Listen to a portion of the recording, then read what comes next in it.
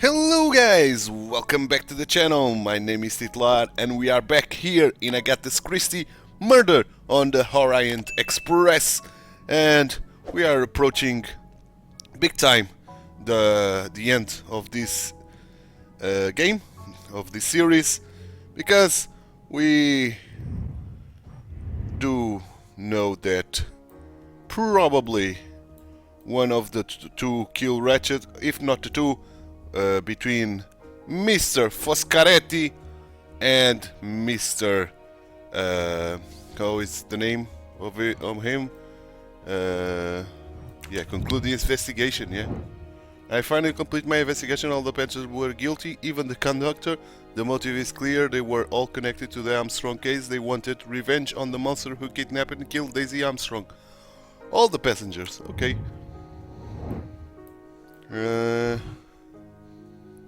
Mr. I don't remember his name. It's this one who is right here. All that snow. Are you familiar McQueen. with the concept of entropy, Monsieur McQueen? Oh, Mr. Poirot, I didn't see you. Entropy? Randomness in a system or something? Yes, unpredictability. Even the best laid plans can go astray, thanks to something as simple as, An unexpected passenger? perhaps, or snow. Okay. How many mustaches do we got here? 3! Cool. Okay, since we are here, can we go anywhere here? We can indeed. We haven't interviewed this fellow. Oh, we got a train. Book is a collector, and not surprisingly, he collects trains.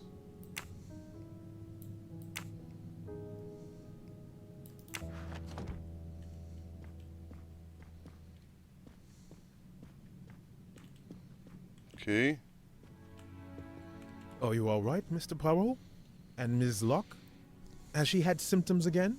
I didn't mean to disturb you, Doctor. Everything progresses satisfactorily. Okay. The good doctor is the only innocent, I see.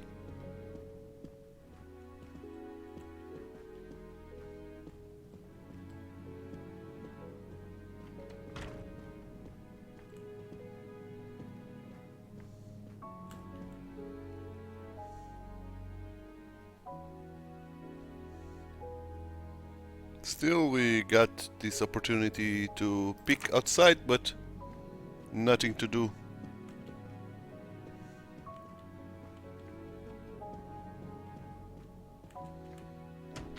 This bathroom, should we find a mustache here? Doesn't seem like it.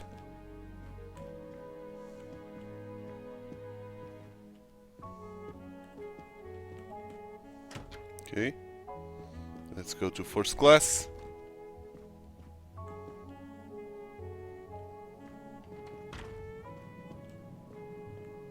My room. Just let me take a good look at it. See if we got anything here. We don't. Unfortunately.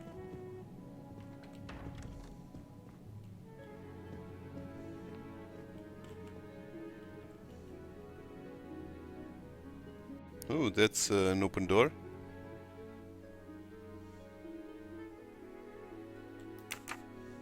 Okay. I have nothing to ask them at the moment. I should leave them alone. Okay.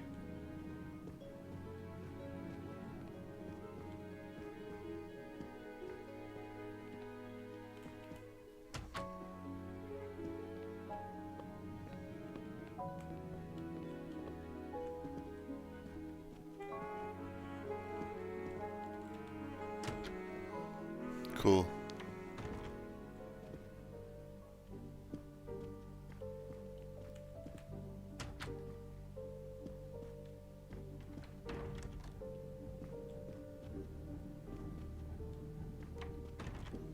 Just let me take a good look here if we don't have any mustaches here. I don't seem to.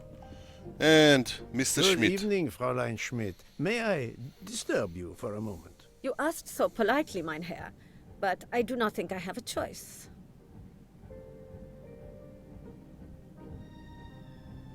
How to approach the subject of Miss Locke. This. I wanted to let you know that your roommate, Mademoiselle Locke, is awake. Ah, yes, I'm glad to hear that. I was worried about her. Did she tell you what had happened to her? Unfortunately, she doesn't remember much, but we found a residue of a sleeping pill in her cup of tea. Since you two were alone together in your room when she drank it, who else but you could have dragged her? Must I point out I do not make the tea on this train? You should question the conductor or the kitchen staff. How to make Miss Shift confess. She almost died. Mademoiselle Locke could have died. Whoever drugged her must not feel any empathy for their fellow human beings, given the dose that Mademoiselle Locke ingested. She was close to death. Oh my God. What did I do? I didn't Nice. want to hurt her. Just have her sleep for a few hours while we had time. We? Time for what? Time for what, Madame Schmidt? You think I feel nothing? Nothing? That poor, poor little girl. Indeed, that poor, poor little girl. Fräulein Schmidt is somehow connected to the Armstrong case. What could be the link between Miss Schmidt and Armstrong affair?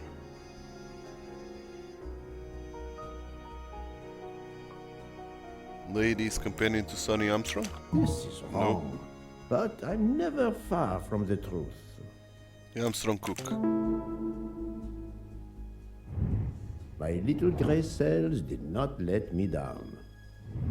Fräulein Schmidt, I have a certain reputation for sniffing out. I am not a murderer. Forgive me, but I was going to say brilliant chefs. You were the Armstrong family's cook, were you not? Yes. I was the cook of that lovely, lovely family. I'm sorry, but I must ask you to give me some time to collect myself. It wasn't supposed to be like this. My darling, my poor darling child. I will give you that time, Fräulein. You have given me much more in exchange. I must check in with my other suspects to make certain I have all the pieces of the puzzle in my possession.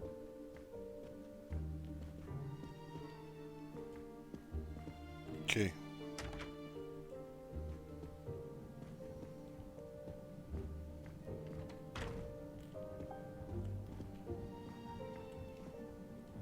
Can I get you something, Monsieur Poirot? Everyone is so tense. An aperitif soon, Monsieur Fauchet, with pleasure, when the matter is resolved. Oh, there's a mustache. Another golden moustache to treasure. 2 to go.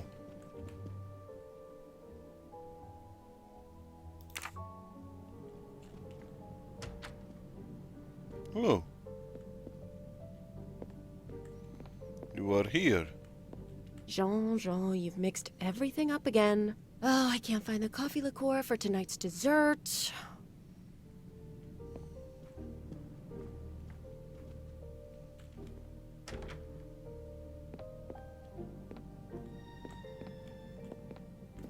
No mustaches in here. Which is most unfortunate.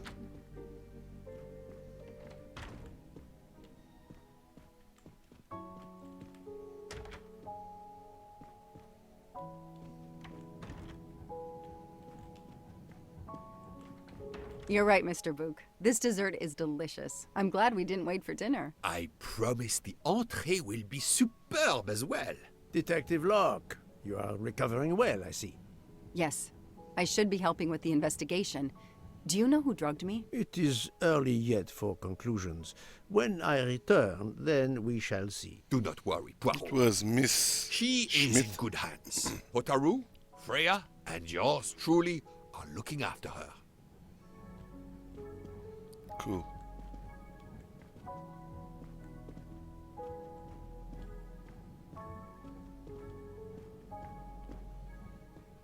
And no mustaches in here, which is a little bit unfortunate.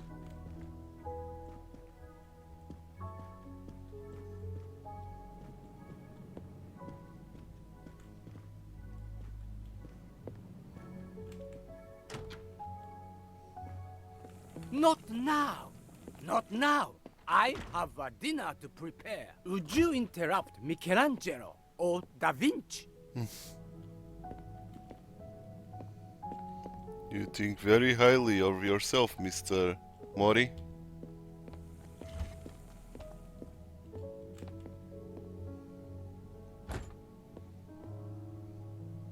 No mustaches here. Oh, there's one here. Cool. Another delightful trophy for my So, collection. only one left.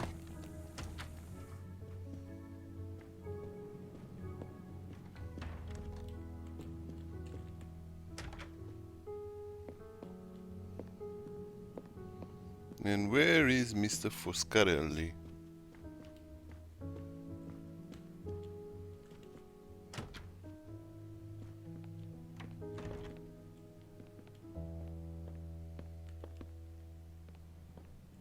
I can't seem to find Mr. Foscarelli. Oh, here you are, Michel.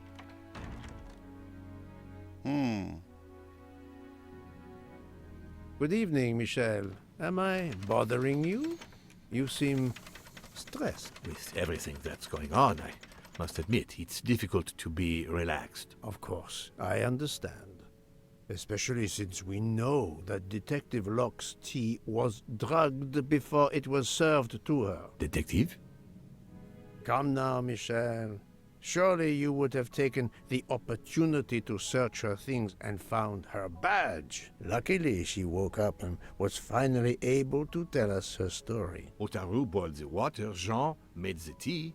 I just brought it. Sir, it could have been any of the staff. Your defense is to accuse others?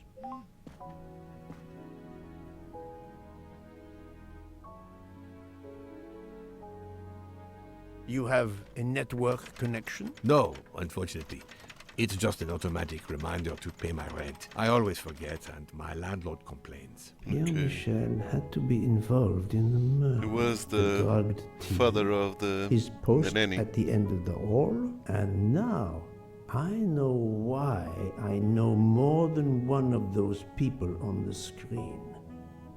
Yeah. Who is the person on the left? Pierre Michel. Fantastic. Suzanne Moreau. Good. Hardman. Nice. That's the right answer. You are the father Yeah. of Suzanne Moreau, Daisy Armstrong's nanny. My condolences on the death of your wife. What? But my wife... Enough lies. Suzanne does not bear your name? No. Suzanne's mother and I were divorced. Suzanne kept her mother's name. My most sincere condolences, Monsieur Michel, on the deaths of Suzanne and your wife. This job, I loved them, but I was never there for them. Then, a year after the divorce, Solange became ill. Suzanne took her to this special hospital in the US. Got that job as Daisy's nanny. I understand your pain, and the reason that led you to drug Detective Locke. We really can't hide anything from you, can we? Many have been foolish enough to try and keep the truth from Hercule Poirot. Yes, I admit, I drugged the tea. But it was only to keep her quiet, until I could... But she reacted so much to the sleeping pills. She was lucky, as are you, that she didn't die. To be frank, there is one more thing that puzzled me, but I think I understand now.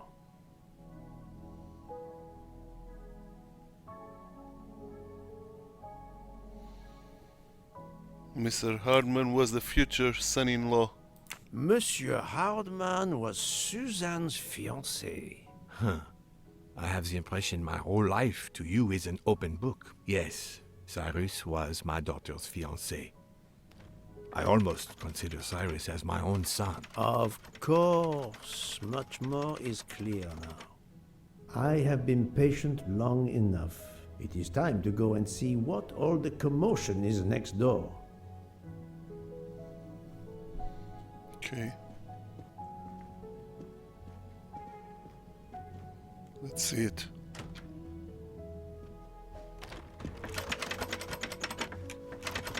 Monsieur Hardman, excellent. The gods who watch over detectives must have trapped you here. Why didn't they watch over me? I'm a detective too. I was talking to Michelle about a leaky faucet, and I wanted to go out, but you showed up. No need to invent some preposterous story. But really, Michelle has told me everything. You are the fiancé of Suzanne Moreau, his daughter. Oh. I see. Surely this is not a big surprise to you. No. Suzanne was the only woman I ever loved. And I failed her. We got into a spat. It was nothing, but I was too proud to apologize. We weren't speaking at all. Suzanne never really cared for that guy, Noah. She would have forgiven me. If only... If only... If only. A common refrain between lovers who quarrel. Obviously, Pierre Michel and Fräulein Schmidt both drugged Detective Luck's tea, causing the overdose. No wonder she had so much trouble waking up. Time to report my findings to her and Book. And we got the last mustache here. Haha! Golden mustache. Cool.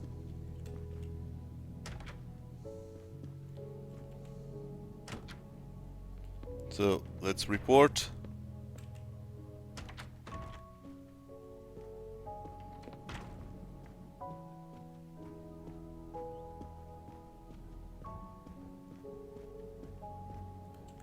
So, my friend, tell me, you have something new? Sleeping pills. Mademoiselle Locke, I know who drugged you. Fräulein Schmidt and our conductor Pierre Michel both admitted putting sleeping pills into your tea. This explains your overdose. They are relieved you are recovering. Michel drugged a passenger? On behalf of the company, I offer my apologies to you, Mademoiselle Locke. Michel will answer for this outrage. Both of them? I was pretty sure about Fräulein Schmidt, but I admit that I did not suspect the conductor.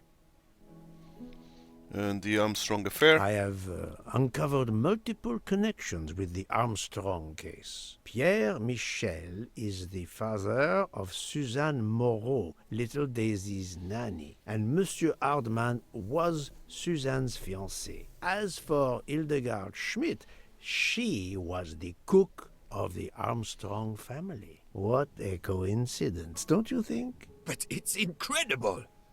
What are the odds that so many people linked to that tragic affair ended up on the same train? About the same as you winning the lottery, my friend. I wasn't the officer who interviewed Fräulein Schmidt back then, so she couldn't recognize me here on the train. How could they know who I was? There were other passengers who might have.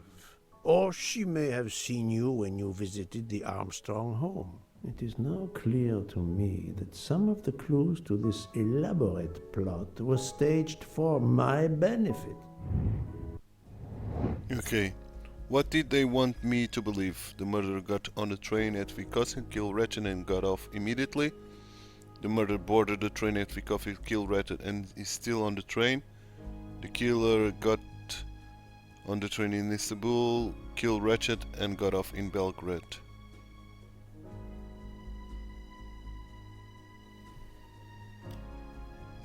Probably this. Et voilà. Some clues and information collected so far could lead to a hypothesis. The murderer boarded the train in Vinkovsky, killed Ratchet, and then left the train immediately. How did you come to that possibility? Monsieur Hardman told me about a short man with a high-pitched voice who threatened Ratchet. Imagine for a moment that this man, wearing a wagon-lit conductor's jacket, killed him while Michel was on the platform at Vinkovsky. This murderer then hid the conductor's jacket in Detective Locke's room, then fled before the train left. Why choose Detective Locke's room? Why, indeed. Let me re-explain from the beginning. Okay.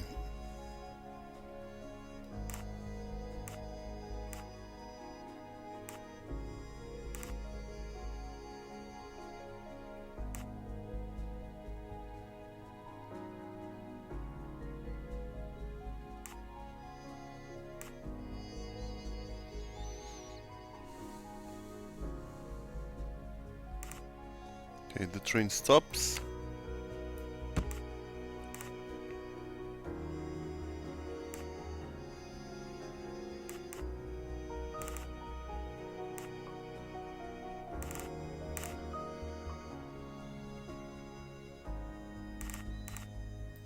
The murderer boards the train.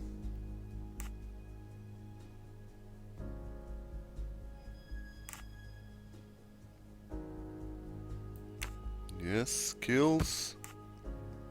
Leaves the knife. Get rid of the jacket. Get off the train. And yes. That was easy. Yes, yes, yes. Mon Dieu! Oui! That must be it! Everything fits so well! It fits too well, my friend. Other clues lead to a second hypothesis, much more plausible. There are several murderers who escaped to Vinkovsky. There are several murderers who wanted Ratchet money. There are several murders, all related to the Armstrong case. I'm right again. That happens to me a lot. So, we have multiple murderers, all related to the Armstrong case. The murderer from Vinkovsky was a fabrication to turn suspicion away from those on the train. They expected the investigation to be led by some small-town official who could easily be misled. Mr. Poirot? Detective Locke, forgive me.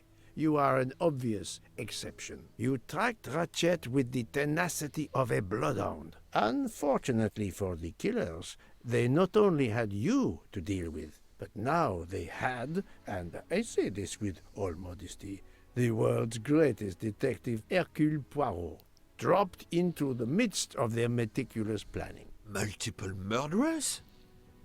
Multiple detectives? Poirot, please take pity on me. Who is linked to this case, and who is not? My poor friend, I have gone speeding out of the station without you. I will continue. Who are the 9 people we know are connected to the Armstrong case?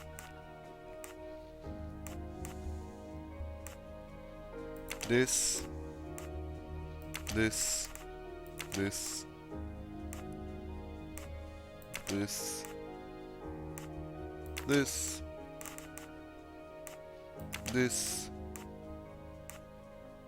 this, and this. 1, 2, 3, 4, 5, 6, 7, 8. We are missing 1.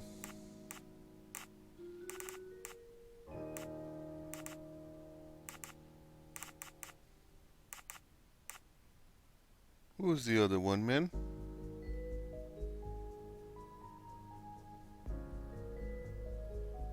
Who is the other one?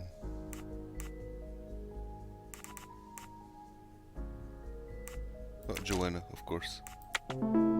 Of course. My little gray cells did not let me down. Fraulein Schmidt, Pierre Michel, Monsieur Hardman and Monsieur McQueen are all linked to the Armstrong case. I also know that Sonia Armstrong's sister and godmother, Countess Andreni and Princess Dragomirov, are on this train. And finally, Detective Locke discovered that Mr. Foscarelli was the Armstrong chauffeur. If we add Detective Luck and Ratchet, of the 12 passengers in that coach, 9 have a connection with the Armstrong case. What next, Poirot? Or should I say, who next? It is time to summon everyone. Everyone? Yes. Even Dr. Constantine? The train crew other than Michel? Dr. Constantine, yes. I will need him. But we don't want the others as witnesses. I will see that their duties keep them occupied elsewhere. Excellent. I have always thought this moment in a case is much like Rodin unveiling the thinker before a captivated audience. A work of art. Have you not felt that way, Detective? No, Mr. Poirot. I'm happy just to slap the cuffs on him. Well, there is some artistry in that as well, I suppose. Where would you like the unveiling, Poirot? The lounge? Perfect. Then I will gather all the passengers in the lounge. Good. So, very near the end of this game. Go to the launch car. We should do that. We got all the mustaches. I think we missed only 2 mustaches the entire game.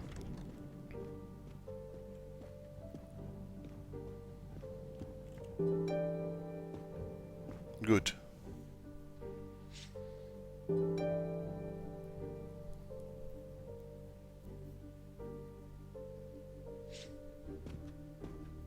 Monsieur Bouc, are the train crew locked in their quarters? Yes, they are.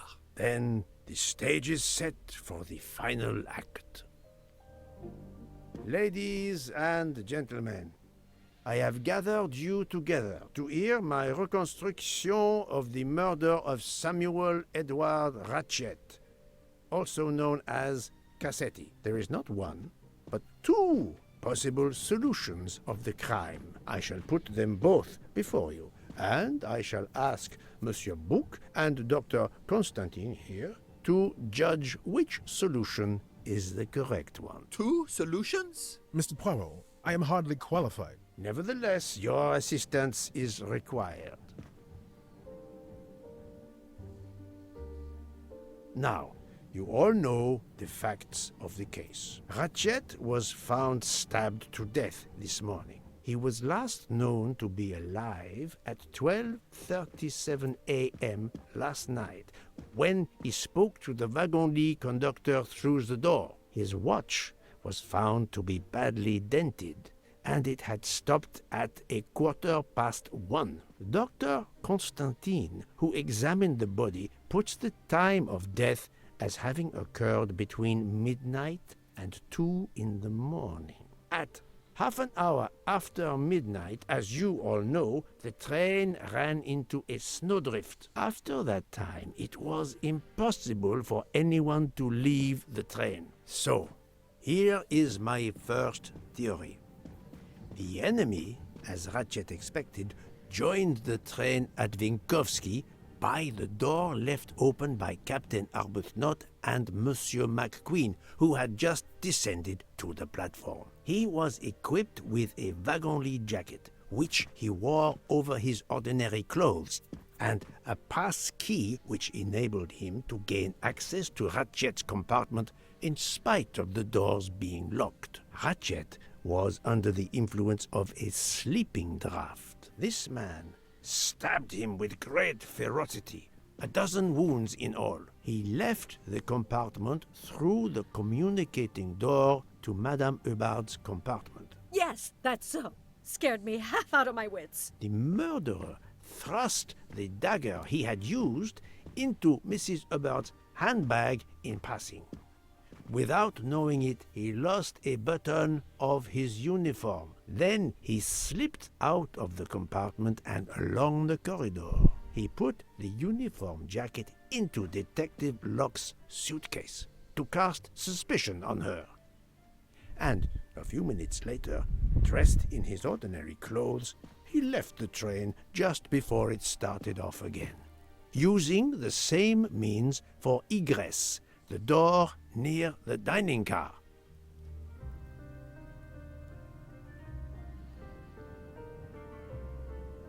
That is the first hypothesis. But there's a second. For that, we must examine the motive for the crime. Why was Ratchet killed? Revenge. The motive is clear. Revenge, of course. Nothing was stolen. And we know that Ratchet had made many enemies. This was a premeditated crime, meticulously planned. Several months before departure from Istanbul. Since the kidnapping and death of little Daisy Armstrong, which traumatized many people close to the family. Even when the police concluded that it was Suzanne Moreau, questions remained. Detective Locke continued her investigation, as did others. They became convinced the truth lay elsewhere. We now know who the real murderer of Daisy is. Ratchet. It is clear now that Daisy's killer was Ratchet, also known as Cassetti and Michael Clark and how many other names. But of course, many of you have known this for a long time. It is obvious that the 12 stab wounds are not a random number.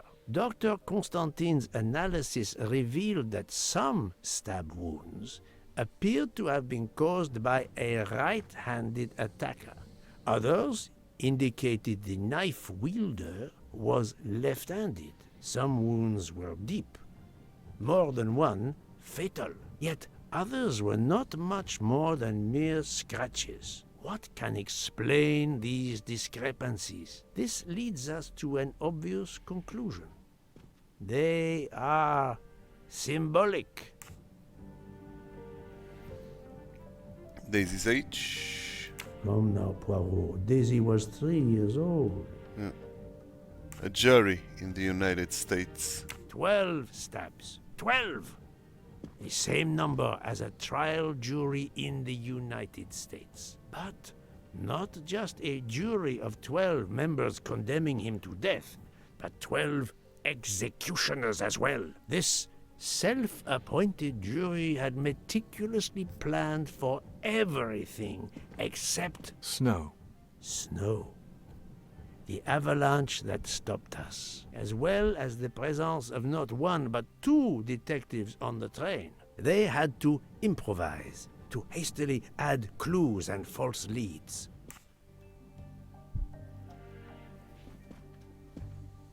The conductor's jacket. The conductor's jacket, found in Detective Locke's suitcase, was put there only to cast suspicion upon her. The vaping liquid. The vial of vaping liquid incriminated Captain Arbuthnot. However, he had a solid alibi confirmed by Monsieur McQueen. Impossible then to suspect him. The red kimono. This woman in a red kimono does not exist. I don't know which of the passengers it was. It does not really matter. It was just a performance, a charade to introduce another possible culprit to muddy the waters. The broken watch. The time on Ratchet's broken watch was deliberately set to conceal the true time of the crime. All these false leads were intended for me. But I am Poirot. I understood the truth. We have a train full of suspects. It's time to identify who the real culprits are. Let's start with Detective Locke.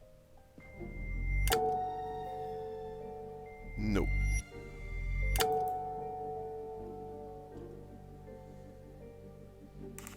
Planting the conductor's jacket in her suitcase was an attempt to implicate Detective Locke, but she couldn't fake her drugged condition. Dr. Constantine can testify that the drugged tea incapacitated her for hours, and she had 2 relapses. Let us move on to Monsieur McQueen. When I told him about Cassetti, he looked very surprised that I managed to make the connection between him and the Armstrong case. He told me, "But I thought we had..." I think he meant...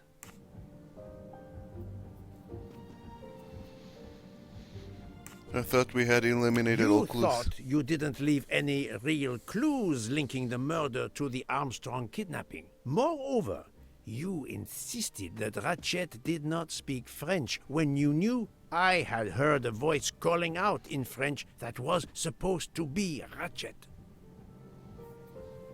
Yes.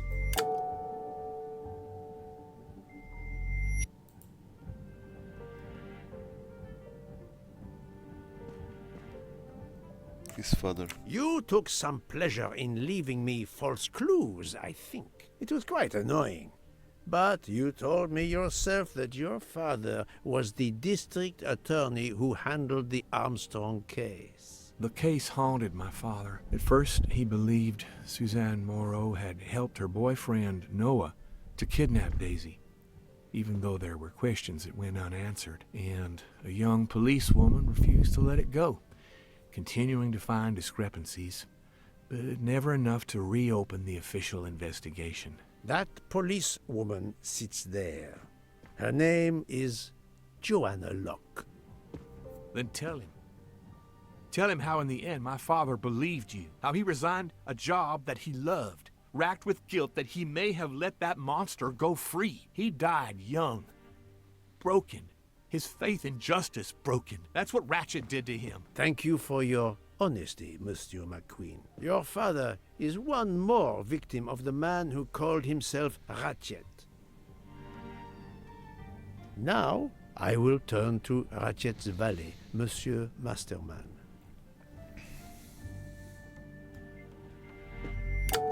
No, Poirot. Remember Ratchet's sleeping pills.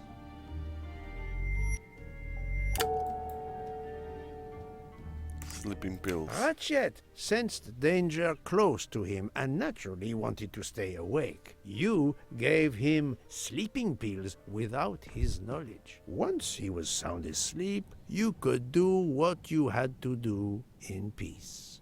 Sir, I'll tell you the truth. I was Colonel Armstrong's adjutant in the war, sir, and afterwards, I was his valet in New York. I'm afraid I concealed the fact this morning. It was very wrong of me, sir, but I knew how suspicious it would look. Is that all you have to say? That's all, sir. Now, to leave no suspicious stone unturned, let us move on to Monsieur Bouc. What? Me? A suspicious stone? No.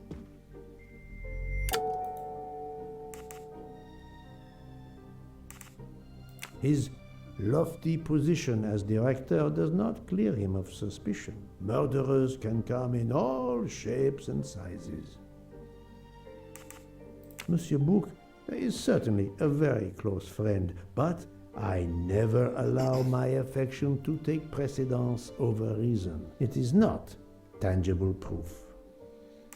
Bouc, my friend, of course you are not guilty. You did everything you could to get me on this train. What madness would cause you to ensure, and I speak with all modesty, that the best detective in the world could be present to witness your crime? But doesn't our friendship count as well? Most assuredly, but a murderer can wear all sorts of masks, including friendship. Let us consider our ever-efficient wagon-lit conductor, Pierre Michel.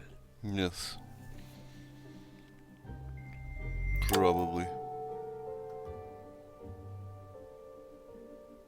Your admission that you drugged Detective Locke immediately incriminates you, but the murder could not have been possible without your very capable assistance. Your knowledge of train procedures made the murder possible, and your position in the corridor of the train allowed you to be the perfect alibi for several passengers.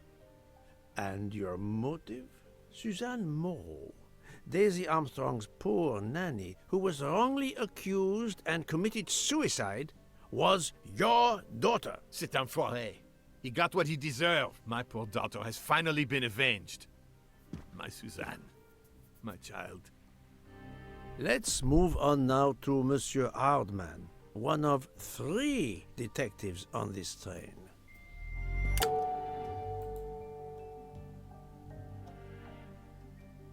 Monsieur Hardman, I think you are a real detective, but you were never hired by Ratchet. Your alibi was that you were watching the corridor to protect Ratchet, which, of course, you never did. You protected Pierre Michel.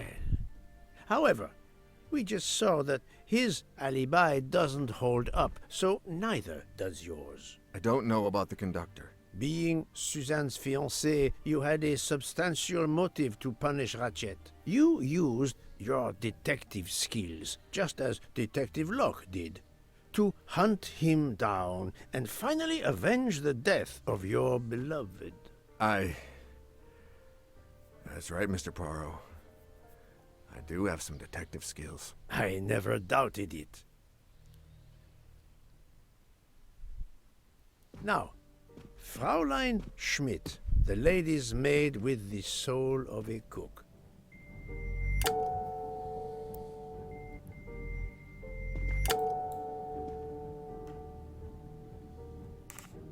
Fraulein Schmidt, you told me of your remorse for drugging Detective Locke. I believe you are sincere.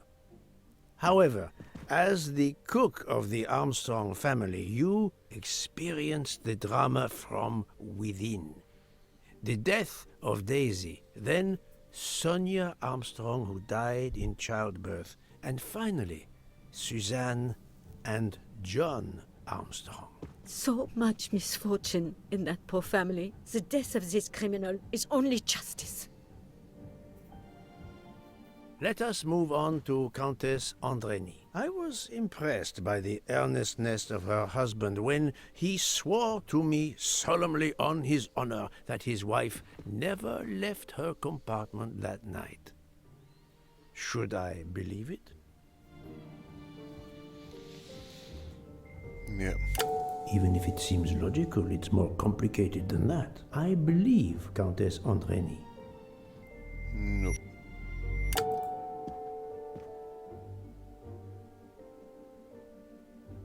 On the contrary, this fact gives her a motive for murder. 2 weeks to stab. Countess Andreny is young and fit, physically quite capable of stabbing Ratchet. The problem must be somewhere else. Morally incapable of stabbing. Countess Andreny, being Sonia Armstrong's sister, you had every reason in the world to want to avenge her. But you were incapable of stabbing someone, even after what he had done to you and your family. The night of the crime, you simply took a sleeping pill. I appreciate the irony that nearby, Detective Locke was also in a drugged sleep. When you awoke, you thought the nightmare was over. Rudolph? Hush, my love. Hush. Excellent transition. I was coming to you, Count Andreny. No. No, Poirot, you're dreaming. Ooh. Wake up.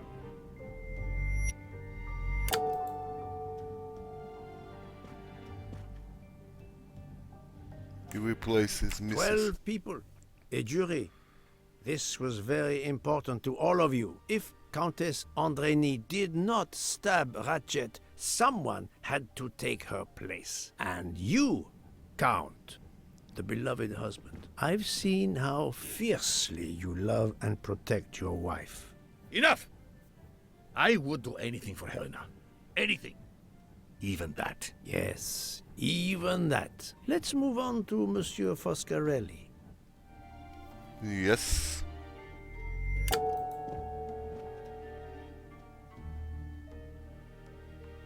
Detective Locke found out that you were the Armstrong chauffeur, and that you planned to travel on the same train at the same time as Ratchet. That is what made her decide to obtain a ticket as well. Unfortunately, she could not prevent the murder. Have you lost your tongue, Mr. Foscarelli? Oh, Daisy. She was the delight of the house. Tonio, she called me. And she would sit in the car and pretend to drive me. And you, Mademoiselle Olson. A champion for the immigrants. A worthy calling. I do not think that's the right answer. Really? Admittedly, she lied to me about Mademoiselle Debenham's schedule. But one lie does not convict her. Mademoiselle Olson, you supported Madame Hubbard's story about her connecting door latch, a story that I later demonstrated to be impossible. So, you deliberately lied to me, and you also lied about Mademoiselle Debenham's whereabouts. Enough! I can't take this anymore. I know what you want from me, Mr. Poirot. Very well. Here it is. She was my little Daisy, my angel, so patient. When I patched a scrape or took her temperature, that was my job. But she was so much more to me. She was a shining light in an ever-darkening world. I've tried to honor her by caring for children who have lost everything. Thank you, Mademoiselle Olson. You too shed light on your part in this mystery. She was the nurse of Daisy. You were Daisy Armstrong's nurse. I will ask you no more questions. It is enough that you have admitted what I know to be the truth, and I understand. Let's move on. Dr. Constantine. You suspect me? I know none of these people. I didn't know Ratchet either, and I've taken a solemn oath to help people, not murder them. No, you are innocent. You are one of the few people in this room not to have any connection with the Armstrong case. Moreover, your alibi is confirmed by Monsieur Bouc, whom I would trust with my life. That is very kindly said, my friend. We now come to Mademoiselle Debenham and Captain Arbuthnot, whose relationship was not in doubt from the moment I inspected your room at the hotel. You have a bloody nerve. Indeed, I do. We're getting married. Congratulations. But I would rather talk about your relationship to John Armstrong.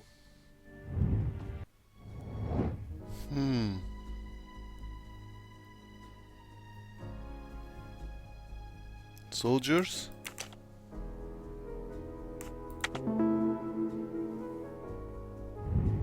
Et voilà. Captain Arbuthnot, you served in the army with John Armstrong. What I don't understand is why a man your age is still a captain. One might expect you to be a colonel as well. Ever fought in a war, Poirot? It was war that first brought me to England. Then you know what it's like. There's a shattering sound, and death, and mistakes, acting on intelligence that proved to be wrong. I sent a patrol to their death. Good men, brave men, wasted. John testified on my behalf at a court-martial. I'm not a colonel. I don't deserve to be, you bloody fool. But I'm also not in prison. John remained my best friend until... There, you have my story. Understand now? Archie, calm down, please. You're right, Mary. What you see in me, I don't understand. Oh, Archie, I see in you what John saw. Miss Debenham, I'm sorry. My turn, is it? I'm afraid so. and you have caused me quite a puzzlement. Your connection with the Armstrong family was not obvious. Then I remembered the job you currently hold. She is a teacher.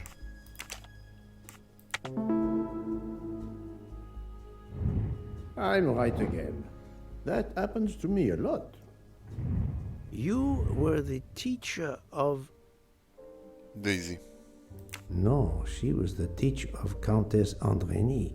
No, Helena Andrény. You were the teacher of Helena Andrény, whose maiden name was Helena Goldenberg before she married Count Andrény. Yes, absolutely. Why lie to you? She was an excellent student. Captain Arbuthnot. No. No, Poirot. Unlike the train, you are on the wrong track.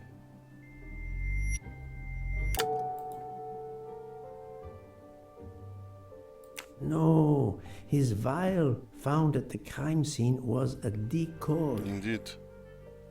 The fact that he probably killed enemies during the war does not make him a cold-blooded murderer. Mr. McQueen testimony. You had one of the strongest alibis, thanks to Mr. McQueen. But his testimony melted like a snowflake. There went your alibi. Poof! Unless you have another one. As for you, Mademoiselle Debenham,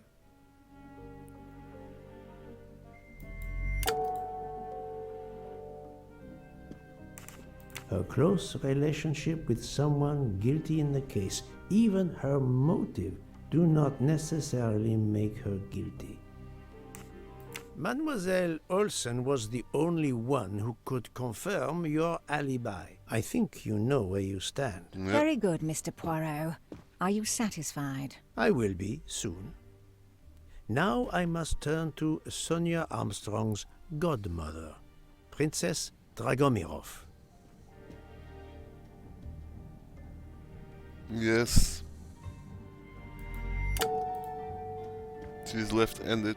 Princess Dragomirov, you weren't on my list of suspects at the start, given your social position. I left my social position in a cold country. Do you object to being addressed as Princess? I deny people the opportunity. It makes a good story to tell their friends. It also guarantees a good table in the best restaurants. Princess, there is also, forgive me, your extreme physical fragility. It does not stop me when I must be strong. Indeed.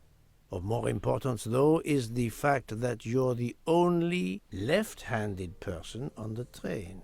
And the single blow to ratchet from a left-handed person was very, forgive me, weak. Finally, I'm afraid I know the alibi that you shared with Fraulein Schmidt is false. You have been very thorough, sir. I hope you will permit me to say we are much alike. I am honored. Now it is time to end with Mrs. Hubbard, or should I say... Linda Harden. Linda Harden. If Princess Dragomirov hadn't told me about her relationship with this famous actress, I might not have made the connection. But you are a great actress, madame. Your performance as a flighty, self-involved woman was superb. I never would have guessed something entirely different. As for what ties you to the Armstrong family, it is obvious.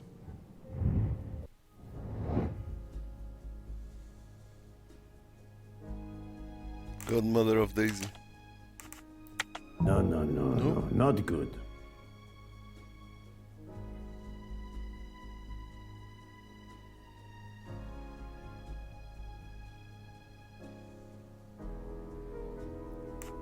Sonia's mother. Yeah. My little gray cells did not let me down. Mrs. Hubbard, you are the mother of Sonia Armstrong and Mrs. Andreni.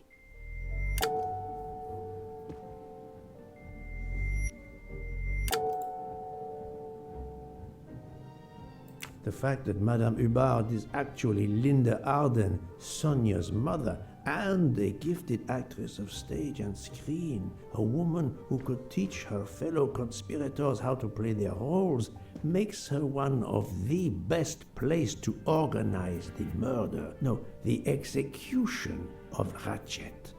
But I need material proof.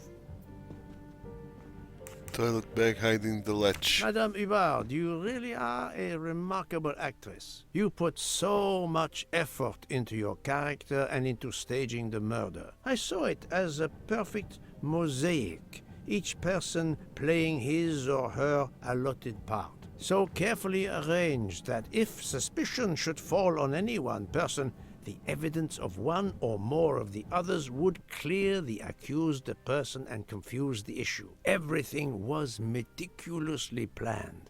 But you hadn't expected that Detective Locke and I would be on this train, and the avalanche would block it on the night of the murder. You had to improvise. But again, improvisation would be another of your skills as an actress. So you came up with the story that the latch on the door that communicated with Ratchet's compartment was hidden by the handbag. I always fancied myself in comedy parts. That slip about the sponge bag was silly. It shows you should always rehearse properly. You know all about it, Mr. Poirot. You're a very wonderful man, but even you can't quite imagine what it was like. That awful day. I was just crazy with grief.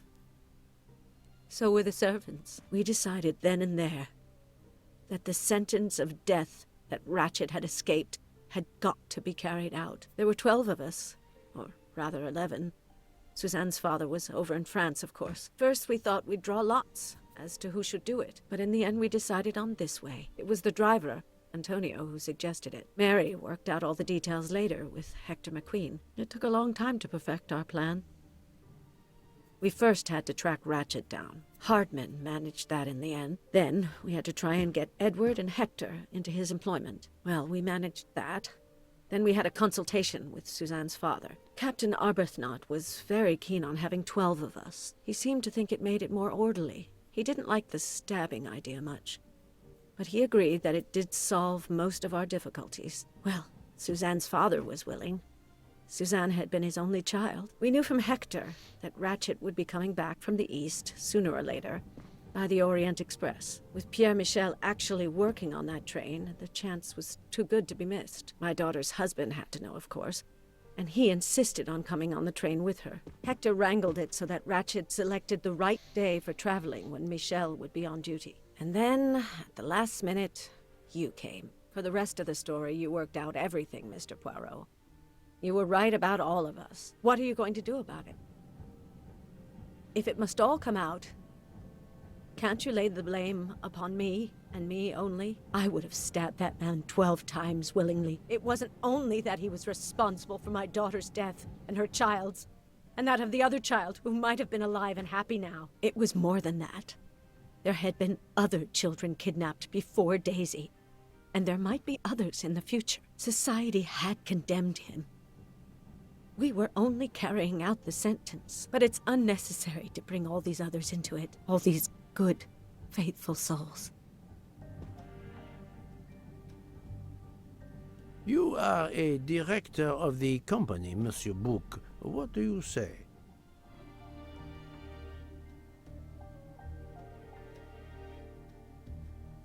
In my opinion, Poirot, the first theory you put forward was the correct one. Decidedly so. I suggest that is the solution we offer to the police. You agree, Doctor? Certainly, I agree.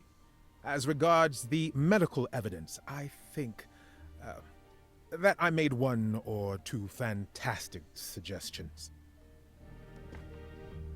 Then, having placed my solution before you, I have the honor to retire from the case. Cool, man.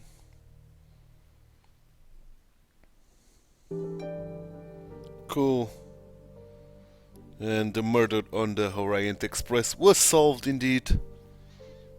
And with that, the game is ending. Yes, it is. So, this is the end of this series. Thanks so much for watching, guys. I hope you enjoyed it. If you did, drop a like on this video, subscribe to the channel, hit the notification bell, leave me some comments down below. I'm sorry to wake you up in the middle of the night, Poirot, but it couldn't wait. There was a detail that bothered me in my preliminary autopsy of Ratchet's body. I went back to examine the body and I discovered a wound covered by another. The blow I hadn't seen was delivered by a thinner, sharper blade. So there were not 12, but 13 stab wounds. 12 stabs for 12 jurors. It doesn't work with 13 wounds. The symmetry is destroyed. It can't be one of the culprits who stabbed him twice? Doctor, a different knife was used. There is only one explanation. Somehow, some way, there is a 13th murderer on this train. We must tell Book. The case is not solved. Never mind. Never mind, we still got some case to solve, I think. Let's just watch the cutscene. Now we are unstuck.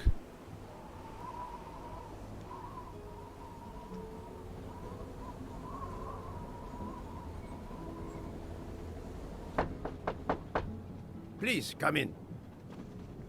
Ah, Book. I see we are moving at last. Yes. The way was finally cleared while we slept. If all goes well, we will arrive in Venice this evening. The train will be there for several hours for refueling and reprovisioning. What do we do with the 13th murderer? Do you have a lead? I thought about it. There is one clue that was left aside in my investigation. The diary I found in Ratchet's safe mentioned an appointment in Venice. Someone with the initials A.W. He will never keep the appointment. But there should be enough time. I must try to keep that appointment for him. Where and when is this meeting with Ratchet? City, Venice. Let's inspect the diary. Not here.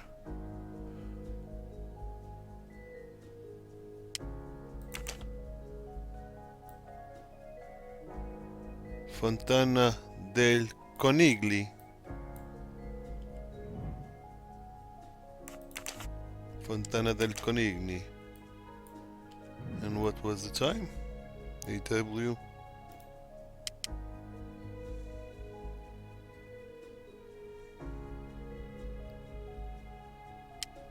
8 AM? No, 22. 22, okay. 10 PM, yeah. And the day, 18. Yes. That was easy. Yeah. After all, the series doesn't end here. We still have some missing puzzle, the 13 murder to discover. But that's going to be on the next episode. Today we are all done. As I was saying, if you liked this video, please drop a like on it, subscribe to the channel, hit that notification bell, and leave me comments down below. Probably tomorrow will be the last episode. So thanks so much for watching this one. My name is TituElite and I hope to see you tomorrow for the next one. Bye bye and take care. If you liked this video, please like and subscribe. Also read the description below, where you will find ton of useful information and links regarding the contents of this video.